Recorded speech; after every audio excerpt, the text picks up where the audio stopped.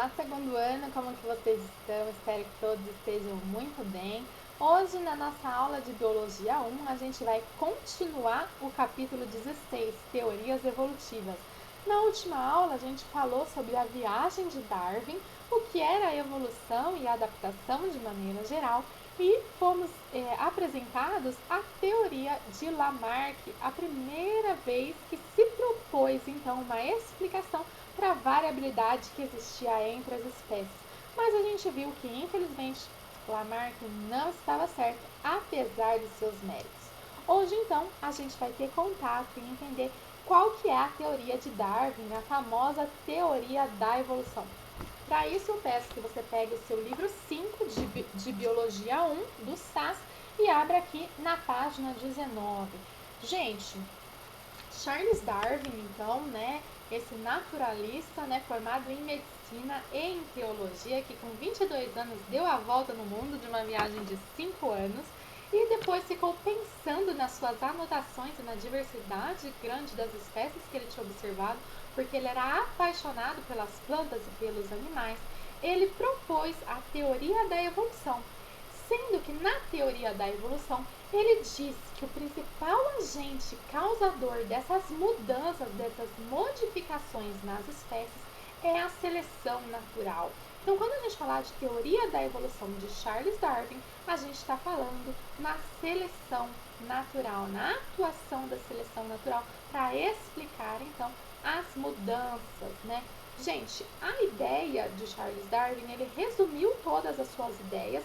Depois da viagem, né, a gente viu que ele voltou para a Inglaterra em 1836, mas ele publicou as suas ideias e compilou todas as suas ideias em um livro chamado A Origem das Espécies, que foi publicado em 1859, que é esse livro aqui, ó, A Origem das Espécies, de Charles Darwin. É um livro bem grande, ó, letras bem pequenininhas, tá bom? Então, são muitas ideias, gente. Ele demorou bastante tempo para escrever esse livro aqui e depois a gente vai entender o porquê que ele demorou tanto tempo assim. Aqui na página 19 do livro, a gente pode ver o livro aqui, né? No seu as versões mais antigas que tem aqui, tá? Não sei se essa é a original, mas, gente, esse é um dos livros mais importantes que a gente tem da história da biologia. Bora lá entender por quê, né, gente? Bom, olha só, aqui tem um trecho extraído do livro. Olha só o que Darwin falava. Eu não vou ler o trecho inteiro para vocês, né? Ele falava que as espécies se reproduziam e daí aumentavam de número, inevitável. Só que, como elas viviam no mesmo ambiente, aqueles seres vivos viviam no mesmo ambiente, eles vão competir por espaço, por alimento, vão competir por encontrar um parceiro para acasalar, ou seja, eles vão competir entre si, tá bom?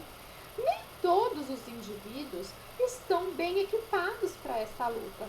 Por quê? Porque tem variações dentro da mesma espécie, gente. Tem seres vivos que eles correm mais rápido, tem seres vivos que correm mais devagar, tem seres vivos que escutam melhor, tem seres vivos que escutam menos. Então, existem diferenças entre a espécie. Então, primeiro pressuposto de Darwin, existem diferenças dentro da mesma espécie, diferença intraespecífica, tá bom? E daí o que acontece? Os que estiverem mais adaptados para aquele ambiente que eles estão sobrevivem. Segundo o pressuposto, os mais adaptados sobreviverão, tá bom? E o que acontece com os que sobrevivem, gente? Os que sobrevivem, eles se reproduzem. E quando eles se reproduzem, eles vão passar adiante para os seus descendentes as suas características de melhor adaptação. Então, o terceiro pressuposto é que as características da adaptação são transmitidas. Essas variabilidades intraespecíficas podem ser herdadas, ok? E aí a gente tem o quarto pressuposto que essas características transmitidas, elas vão se acumulando nas gerações no decorrer do tempo. Ou seja, a evolução é algo gradual e lento, porque no fim de surgir aí uma nova espécie, tá bom?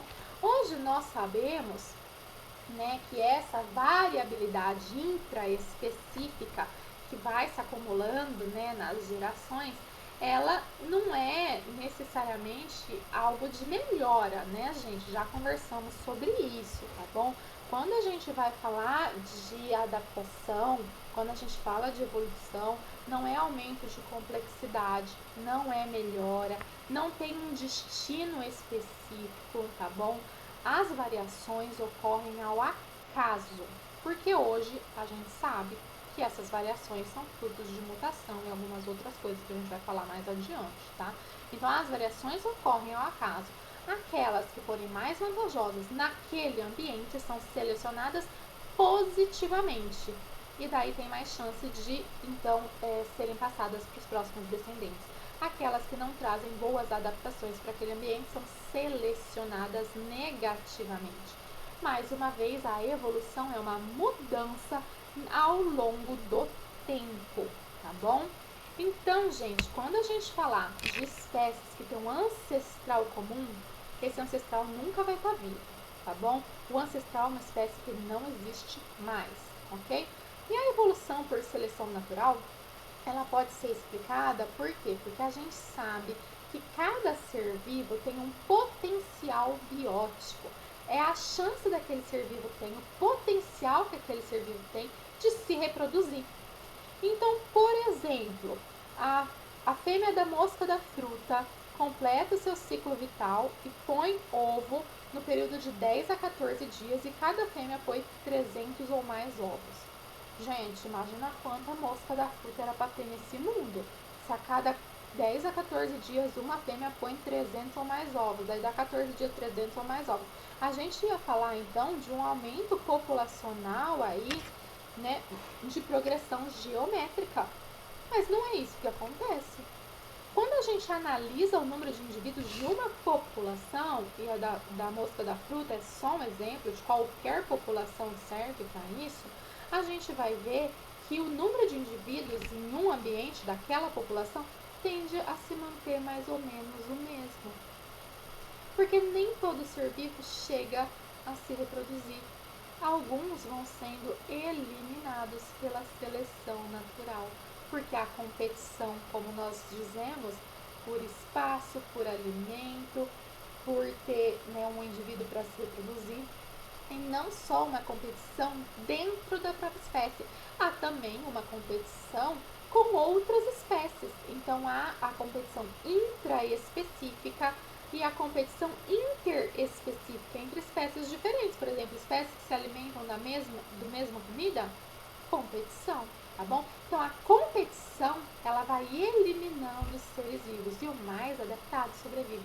Então é o ambiente que está selecionando as melhores adaptações, ou seja, bem sucedido vai ser aquele que conseguir sobreviver até a sua reprodução, passando suas características adiante. Esses vão ser os mais adaptados, que vão ter uma maior progênie, ou seja, um maior número de filhos, né, de gerações aí, tá bom? E daí, como que a gente pode entender, então, as girafas de Lamarck sobre esse ponto de vista? Vamos lá, gente, aqui na página 21, olha só. Existiam girafas com vários comprimentos de pescoço em épocas passadas, variação intraespecífica, variação dentro da mesma espécie.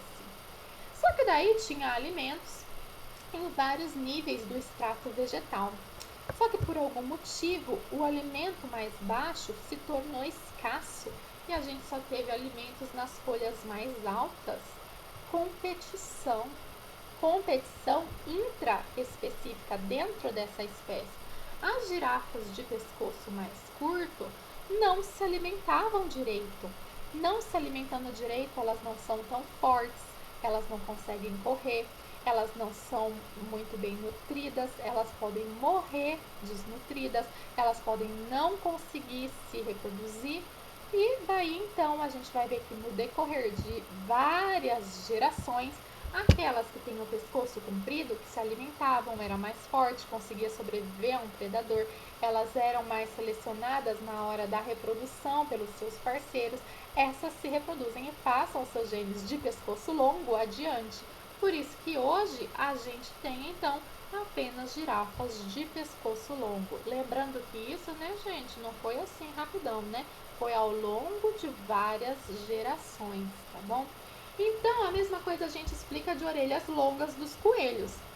Porque aqui hoje a gente tem os coelhos com orelhas bem longas, porque quanto maior a orelha, melhor a audição do coelho, né? A eficácia auditiva.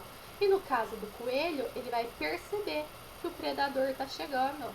Aquele que percebe antes que o predador está chegando, corre. Aquele que tem a orelha menor vai perceber que o predador está chegando quando o predador estiver mais perto. Ele vai correr depois, ele fica para trás. Então é ele que vai ser predado. Seleção natural. O ambiente está selecionando a característica que vai ser passada adiante, aquela que está mais adaptada. O livro também traz outros exemplos aqui pra gente. Um exemplo de adaptação é a camuflagem. Gente, nem sempre o mais forte, o maior, que vai sobreviver. Aquele que se camufla, ele não é visto pelo seu predador. Se ele não é visto, ele não é predado. E daí então ele se reproduz. Olha aqui o exemplo que a gente tem do urutaú ou mãe da lua, que é uma espécie de ave brasileira. Ele se camufla, ele está pousado aqui num tronco e ele se camufla, parece um tronco. Então o predador passa ali voando, não o vê, não o preda, ele sobrevive e se reproduz, tá bom? Gente, então nem sempre é o maior, o mais forte, né? Então a gente tem que lembrar sempre disso, tá? Evolução não é melhoria, evolução a gente sempre fala de mudança, tá bom? Adaptação para sobreviver, tá? E lembrando que se o ambiente mudar, essa evolução aqui, essa adaptação aqui pode se tornar desvantajosa. A única coisa, gente, é que Darwin, ele não explicou as causas da variabilidade genética das populações, tá? Ele falou, sim, existe uma variação dentro da espécie, mas ele não explicou por quê, tá? Hoje a gente sabe que essa variação é pelas mutações gênicas, recombinação genética, né? A gente tem os crossing overs, a gente tem a segregação independente dos cromossomos na formação dos gametas. Mas, gente, por que Darwin não explicou disso? Porque os seus estudos são antes da era da genética. Não tinha nem como a gente querer que ele explicasse isso, né? Mas, gente, a percepção que Darwin teve, ela foi tão maravilhosa que essa percepção, ela continua unificando a biologia moderna. Ela é a base para a teoria moderna da evolução. Então a gente pega tudo que Darwin sabia, acrescenta o que nós sabemos hoje e a gente vai ter o que a gente chama de neodarwinismo, que a gente vai estudar no próximo capítulo, a gente vai estudar adiante. Então vamos entender um pouco melhor a adaptação e a seleção natural aqui na página 22. A gente pode até ficar meio confuso com essas adaptações, mas gente, a adaptação vai ser qualquer característica, seja estrutural, fisiológica ou comportamental de um ser vivo que o leve a sobreviver naquele ambiente, tá bom? Não é só externo não, tá? Pode ser do funcionamento do seu corpo fisiológico ou mesmo do comportamento daquele ser vivo naquele ambiente, tá bom? Então, o ambiente vai ser sempre selecionador. Quando a gente fala de Lamarck, o ambiente era um impulsionador da mudança, aqui a mudança já existe e o ambiente seleciona aquela mudança que permanece, tá bom? Então, uma determinada característica que é favorável em um ambiente pode ser então desfavorável em outro ambiente. A gente sempre tem que lembrar disso. E se o ambiente mudar, aquela característica que era favorável aqui pode ser agora desfavorável, tá bom? Darwin, ele ficou então vendo quais eram as adaptações dos seres vivos nos diversos ambientes, né, que eles estavam ali. Ele tentava enumerar todas as adaptações daquele ser vivo para aquele ambiente específico. E ele viu que os exemplos de adaptações são numerosos e muitas vezes eram impressionantes, né? Ele estudou diversas espécies para propor a sua teoria, né? Ele não estudou só uma e já propôs a sua teoria, não. Então, a gente tem aqui uma espécie conhecida como pica-pau, e aqui a gente tem alguns exemplos das características de adaptação, como crânio resistente para suportar a força do golpe. O bico era muito mais forte que o das outras aves, porque ele tem que tirar a lasca das madeiras. Os músculos do pescoço tem que ser bastante desenvolvido para conseguir fazer o movimento, né? Gente, tem que ter aqui, ó, um monte de adaptações, tá bom? E o que acontece? Quando a gente fala de seleção natural, a gente vai falar sempre de Darwin, mas a gente não pode esquecer de citar Wallace, tá bom?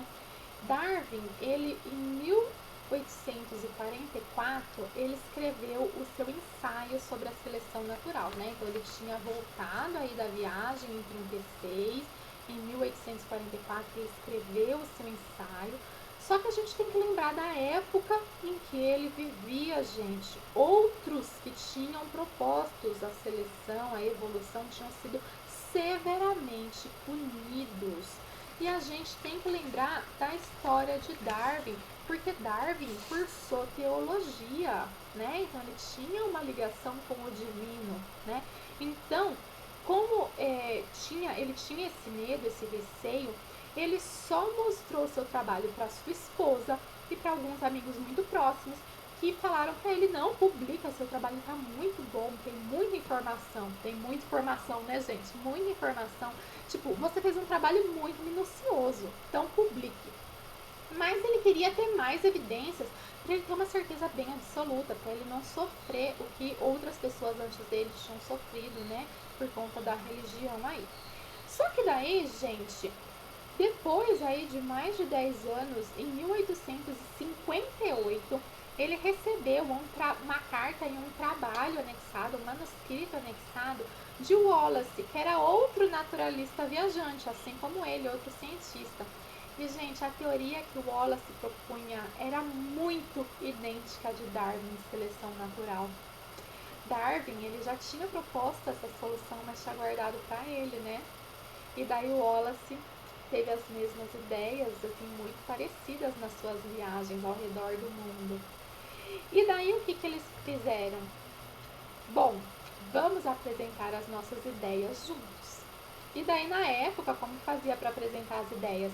Eles mandaram seus manuscritos para a Sociedade de Linneu, em Londres, que era a sociedade científica da época. Os dois foram então reconhecidos e aos dois foram dado crédito por essa ideia da seleção natural. Só que daí, diante disso, Darwin falou: meu Deus, eu preciso terminar logo o meu manuscrito. Afinal, gente, ele já estava escrevendo esse livro desde 1844 e já era 1858. Então, mais do que rapidamente, ele terminou o livro dele, publicou o livro dele em 1859. E daí é lógico, né, gente? Em um ano, Wallace não conseguiu publicar o seu livro. E daí foi Darwin que ficou mais famoso, né, por ter terminado seu livro e publicado A Origem das Espécies. Então, essas são as teorias sobre a evolução.